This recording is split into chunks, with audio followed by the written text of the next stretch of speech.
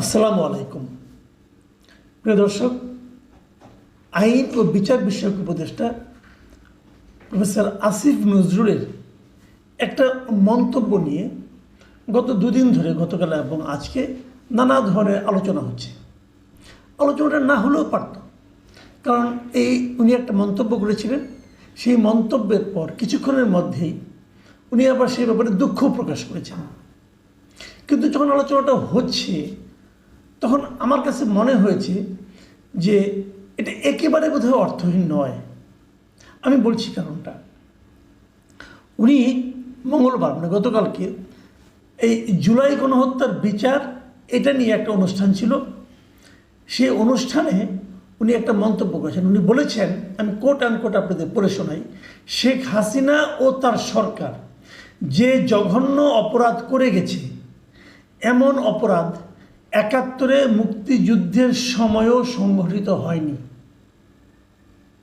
মানে শেখ হাসিনা এবং তার সরকার, এটা কিন্তু আসলে একটু ক্লিয়ার না মানে শেখ হাসিনা এবং তার সরকার কিন্তু ৯৬ থেকে ২০০১ সাল পর্যন্ত ক্ষমতায় ছিল। সেই সময় তারা কিছু কাজ করেছে। সেই সময় কিছু অপরাধ হতেই পারে, যে কোনো সরকারের আমলে কিছু অপরাধ হয়। যেমন বিএনপি যখন ক্ষমতা ছিল তারাও কিছু ভুল করেছে, অপরাধ করেছে। এখন যারা ক্ষমতায় আছেন তারাও নানা রকম অপরাধের সঙ্গে জড়িয়ে পড়ছেন বলে আমি মনে করি। অপরাধের সঙ্গে জড়িয়ে পড়া মানে কি সরাসরি নিজে যে একজনকে গলা টিপে হত্যা করা, এটা না, কিন্তু গলা চিপে ধরা এটা না। কোনো একটা অপরাধ হতে দেওয়াও কিন্তু সরকারের জন্য একটা অপরাধ। যা হোক, সেটাও হতে পারে। কিন্তু আমি মনে করি শেখ হাসিনার উনি বেসিক্যালি গত যে শেষ দফায় যে ২০০৯ থেকে যে ২০২৪ পর্যন্ত উনি ছিলেন, উনি এই সময়ের কথায় ইঙ্গিত করেছেন বলে আমার ধারণা। কোনো সন্দেহ নেই, এই সময় অনেক অপরাধ হয়েছে। গুম হয়েছে, খুন হয়েছে, বিরোধী দলের উপর টর্চার হয়েছে, বিরোধী দলকে কোনো জনসভা করতে দেওয়া হয় না, জামাত ইসলামকে নিষিদ্ধ করা হয়েছে, অনেক কিছু হয়েছে। আমি এগুলো কোনোটাকেই অবমূল্যায়ন করছি না। কিন্তু তার সঙ্গে মুক্তিযুদ্ধের সময় সংঘটিত অপরাধের তুলনা করতে যাওয়া কেন?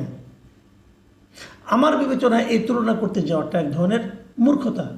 উনি বিশ্ববিদ্যালয়ের শিক্ষক, ওনার সম্পর্কে এই ধরনের শব্দ উচ্চারণ করা আমার ঠিক হলো না, কিন্তু আমি তবু এই কথাটাই উচ্চারণ করলাম। কখনোই তুলনা করতে হয় না, তুলনা করলেই নানা ধরনের বিতর্ক হয়। যে কারণে এটা যখন উনি বলেছেন, বলার কিছুক্ষণের মধ্যে আমি দেখেছি সামাজিক মাধ্যমে এটা নিয়ে ব্যাপক ট্রল হচ্ছে, ব্যাপক সমালোচনা হচ্ছে। এবং ওনার যিনি শ্বশুর ছিলেন মিস্টার হুমায়ুন আহমেদ, তার স্ত্রী, তিনিও দেখলাম একটু ব্যঙ্গ করে ওনাকে একটা ট্রল করেছেন, যাও একটা মন্তব্য করেছেন। সেগুলো নিয়ে আলোচনা না করি। কিন্তু পরে কি হলো, কিছুক্ষণের মধ্যে উনি একটু দুঃখ প্রকাশ করে নিজের ফেসবুক পেজে একটা মন্তব্য দিয়েছেন। সেখানে উনি লিখেছেন যে শেখ হাসিনার নৃশংসতা অবিশ্বাস্য।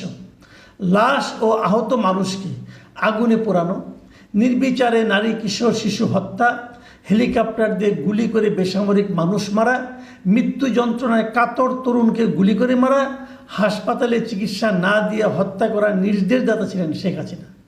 যুদ্ধের ময়দানেও এসব কর্মকাণ্ডকে গুরুতর অপরাধ হিসেবে গণ্য করা হয়। এটা উনি শেখ হাসিনার অপরাধের একটা বর্ণনা দিয়েছেন। কিন্তু এই বর্ণনাটা দুঃখ প্রকাশ করার ক্ষেত্রে জরুরি ছিল কিনা এটা নিয়ে আমার মনে একটু দ্বিধা আছে। মানে উনি তুলনা করে একটা ভুল করেছেন, ওখান থেকে দুঃখ প্রকাশ করে ব্যাক করবেন। যখন উনি ব্যাক করবেন তখন উনি আবার শেখ হাসিনার যে বর্ণনাগুলি দিয়েছেন সবগুলি মৃত্যু কি এভাবে হয়েছে তা কিন্তু হয়নি। তবুটা উনি আরেকবার উল্লেখ করলেন, প্রত্যেকটা ঘটনাকে আল্লাহ আল্লাহ আল্লাহ বলে। ঠিক আছে, তারপরে উনি কী বললেন? কিন্তু তাই বলে তার নৃশংসতার সঙ্গে ৭১-এর বাংলাদেশের মানুষের উপর যে পাকিস্তানি বাহিনী নৃশংসতা তুলনা করা ঠিক হয়নি। আমার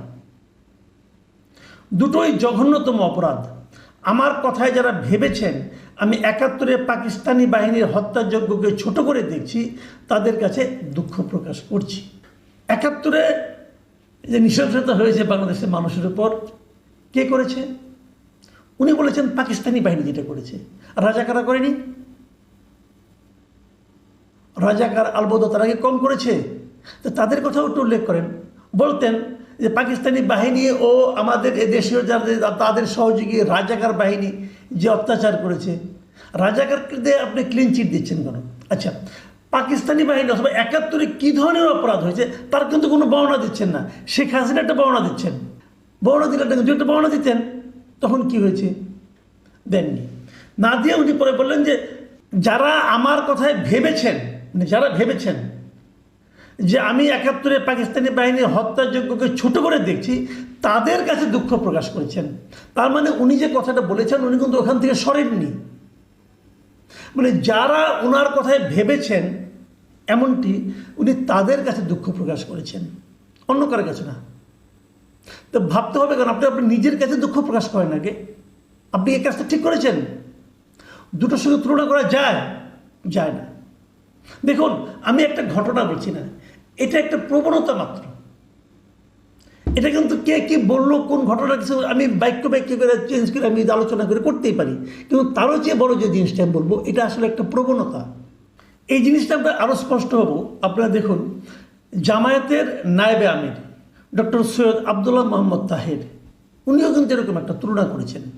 সেই তুলনাটা কী করেছেন, উনি বলেছেন যে কয়েকদিন আগে জামায়াত ইসলামের যে সভাটা হলো সোহরাওয়ার্দী উদ্যানে, তিনি বলেছেন সোহরাওয়ার্দী উদ্যান সৃষ্টির পর থেকে আজ পর্যন্ত এত বড় সমাবেশ এই মাঠে আর কোনো দিন হয়নি। এবং তখন উনি ৭ই মার্চের কথা বলেছেন যে ইতিহাসের অনেক বড় সমাবেশ হয়েছিল 7ই মার্চে, কিন্তু 7ই মার্চ সেই সময়েও সোহরাওয়ার্দী উদ্যান টইটুম্বুর হয়ে ভরে ওঠেনি। এবং জামাতের মিটিং কত বড় হয়েছে, মিটিং সোহরাওয়ার্দী উদ্যান ছাড়িয়ে অন্য জায়গায় চলে গেছে, অ্যাটসেট্রা অ্যাটসেট্রা। দেখেন মিটিং বড় ছোটো নিয়ে আলোচনা করি না, আলোচনা হলো মানসিকতার আলাপ। সোহরাওয়ার্দী উদ্যান সৃষ্টি হওয়ার পরে এত বড় সভা হয়নি, কিসের বিবেচনায়, কে মাপলো, কীভাবে মাপলো? সোহরাওয়ার্দী উদ্যান হওয়ার পর দেখেন মিটিং হয়েছে মাত্র কয়েকটা। 7ই মার্চে জনসভা যখন হয় তখন এটা সোহরাওয়ার্দী উদ্যান ছিল না, তখন এটা ছিল রেসকোর্সের ময়দান। তার মানে তখন এখানে মাঝে যে গাছগুলো একটা গাছও ছিল না রে ভাই। উনি ছিলেন সেই সভায়, উনি ছিলেন। আজকে বিয়ে কথা বলে দিলেন যে ওনার বয়স কত, উনি তখন ছিলেন সেখানে, কোথায় পড়েছেন? তখন তো এখানে কোনো উদ্যানই ছিল না। সোহরাওয়ার্দী উদ্যান তো হইলই স্বাধীনতার পরে। কোনো খবর রাখেন, পড়াশোনা তো করেন না। সরি টু সে, তুলনা করতে গেলে নিজেকে বড় করার জন্য না অন্যকে ছোট করার কোনো প্রয়োজন নাই, অথবা উল্টোভাবে বললে অন্যকে ছোট করে নিজে বড় হওয়া যায় না। এরা এইগুলি করতেছে। ৭১-কে ছোট করে জুলাইকে বড় করতে গেলে জুলাই একসময় হারাই যাবে। দরকার নাই তো কোনো, যে সময়ে ঘটেছে যেটা সেটা সেরকমই থাকুক, কোনো সমস্যা নাই। ৭১ কত বড় ছিল, আমাদের মুক্তিযুদ্ধ কত বড় ছিল, ঘটনা ছিল, এটা বুঝতে হলে আরেকটু সময় লাগবে ভাই। একটা সময় একটা স্রোতের মধ্যে বসে একটা হুজুগের মধ্যে থেকে আপনি বিচার করতে পারবেন না। হুজুগের বাইরে আসেন তাহলে বুঝতে পারবেন। আপনি যে ঘটনার সুবিধাভোগী আপনি তো সেই ঘটনাকেই বড় করে দেখবেন, এটা তো স্বাভাবিক। আসিফ নজরুল সাহেব তো গত জুলাই আন্দোলনের সুবিধাভোগী ব্যক্তি, উনি এখন মন্ত্রী হয়েছেন, তো ওনার কাছে তো এইটাই বিরাট কিছু। তো উনি কিভাবে ওইটা বুঝবেন, উনি কিভাবে এটাকে কম করে দেখবেন? এটা পারবেন না, তো চেষ্টা করলেও পারবেন না। দূরের থেকে দেখতে হয়, ভেতরে ঢুকে বসলে হয় না। আমি যেটা বলছিলাম এটা একটা প্রবণতার কথা। দেখুন বঙ্গবন্ধুকে এবং মুক্তিযুদ্ধকে নিশ্চিহ্ন করার একটা প্রচেষ্টা সবার মধ্যে চলছে, এবং এটা আমাদের জাতির জন্য আমি মনে করি এটা আত্মঘাতী প্রবণতা, এর তো কোনো দরকার নেই। এবং সেটা করতে যে কী করা হচ্ছে, আমি একটা উদাহরণ দিয়ে বলি কেবল।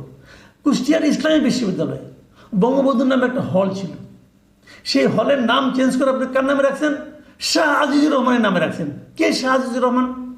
আমাদের স্বাধীনতা যুদ্ধ চলাকালে উনি পূর্ব পাকিস্তানের পক্ষ থেকে জাতিসংঘে গিয়ে বাংলাদেশের স্বাধীনতা যুদ্ধের বিরুদ্ধে কথা বলেছেন। মানে এর চেয়ে বড় প্রমাণিত মুক্তিযুদ্ধ বিরোধী ব্যক্তি আর হতে পারে না।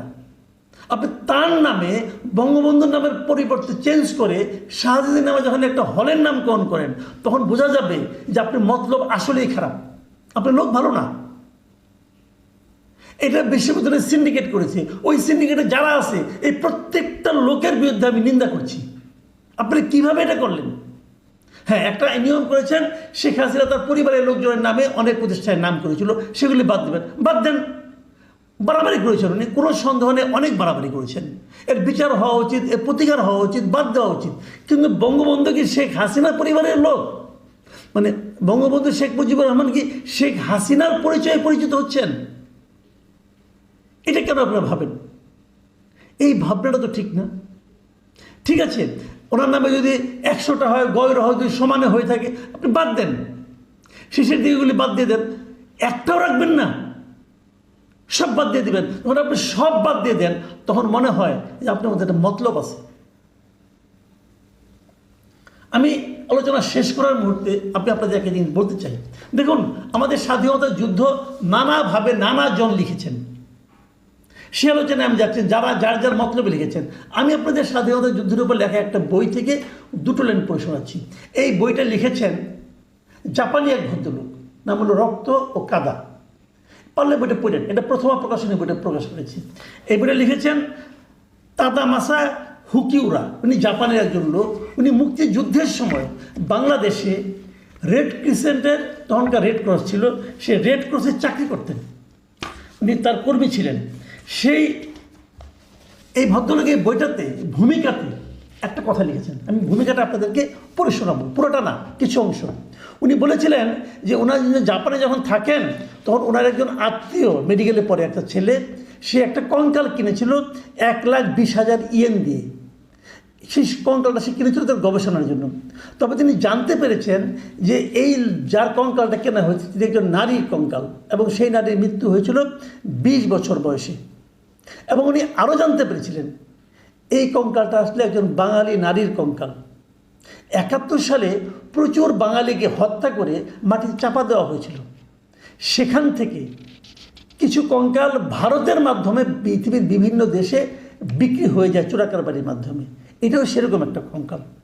এবং এটা বলতে যে তিনি এক জায়গায় লিখেছিলেন যে ওনার কাজ হিসেবে, আমি পড়ে শোনাচ্ছি, আমি আমার দায়িত্বের অংশ হিসাবে ঢাকায় এবং নাম না জানা এক ছোট্ট গ্রামে মোট 400টি মৃতদেহ যথাস্থানে পৌঁছানোর কাজ করেছিলাম। মানে উনি একটা গ্রামেই 400 মৃতদেহ পৌঁছানোর কাজ করেছিলেন, ঢাকা এবং অন্য একটা জায়গায়। এবং তিনি তারপরে বলেছিলেন যে নোয়াখালী জেলা শহরের মাইজদিক রোড ছিল রেড ক্রিসেন্ট হাসপাতাল। হাসপাতালটি বিদ্রোহী গেরিলাদের চিকিৎসা করছে বলে অভিযোগ এনে পাকিস্তানি সেনারা 1971 সালের 19 আগস্ট ডাক্তার ও নার্স ও রোগীসহ মোট 59 জনকে গুলি করে হত্যা করে। ডিসেম্বরে মুক্তিবাহিনী এই হাসপাতালকে মুক্ত করার পর আমি সেখানে গিয়ে দেখলাম এখানে সেখানে ছড়িয়ে রয়েছে মানুষের হাড়, তাতে জড়িয়ে রয়েছে ওদের বাঁধার জন্য ব্যবহৃত দড়ি, সঙ্গে হাতের বালা, ফুলের নকশা করা শাড়ির টুকরো।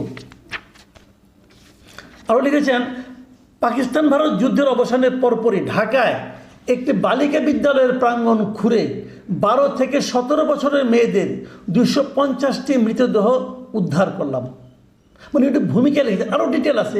একজন মাত্র ব্যক্তি, একজন রেড ক্রসের কর্মী, উনি কতগুলি মৃতদেহ উদ্ধার করেছেন তার বর্ণনা উনি দিয়েছেন। ভাই, তার সঙ্গে আপনি কাজ তুলনা করেন, কেন তুলনা করেন? এই তুলনায় যে নিজেকে আর হাস্যকর বানায়েন না, কি দরকার? আপনি জুলাইয়ের মাহাত্ম্য বর্ণনা করেন, কোনো সমস্যা নাই। 71-এর মাহাত্ম্য প্রয়োজন বোধে সেখানেও বর্ণিত হবে, কিন্তু তুলনা করতে যাওয়াটা মূর্খতা। প্লিজ এই জায়গা থেকে যারা জুলাই নিয়ে কথা বলছেন তারা সতর্ক থাকবেন, তাহলে এই জুলাইকে কিন্তু আরও উন্নত, আরও মহিমান্বিত করতে পারবেন। তুলনা করতে গেলেই ছোট হয়ে যাবেন। প্রিয় দর্শক, এখন এই পর্যন্তই। আল্লাহ হাফেজ।